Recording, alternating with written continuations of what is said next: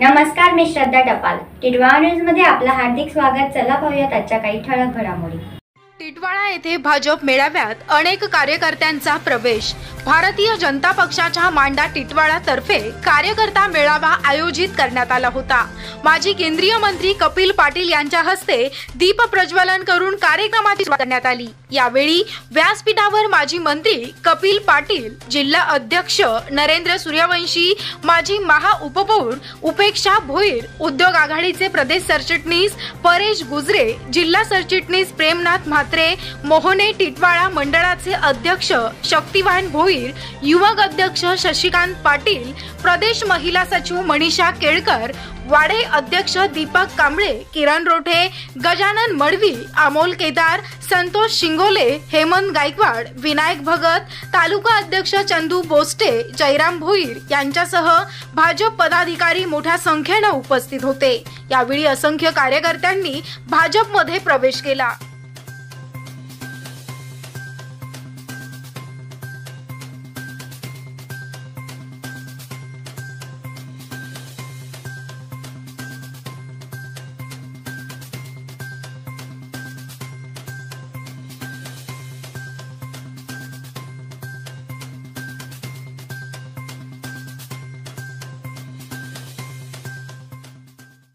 शक्तिवान भोईर, उपेक्षा भोईर आणि ज्यांच्या प्रयत्नाने हा कार्यक्रम होत आहे, ते हा प्रयत्नाने होत आहे म्हणजे त्यांच्यामुळे प्रवेश होत आहे.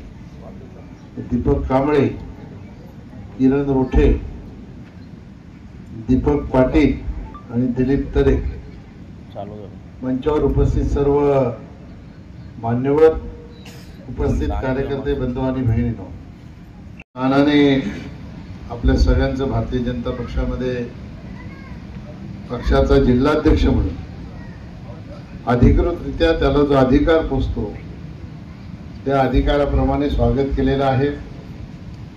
प्रवेशाच्या पूर्वी तुमचं पक्षात स्वागत केलंय याचा अर्थ तुम्ही भारतीय जनता पक्षात आतापासून आहात आणि म्हणून तुमचं सगळ्यांचं मी अभिनंदन करतो. खरं तर माझं काही चुकत नसेल ना तर 2025चा कल्याण पश्चिम मधला हा माझ्या माहितीतला पहिला पक्ष प्रवेश. संतुष्ट होती ना, पहिला झाला पक्ष प्रवेश.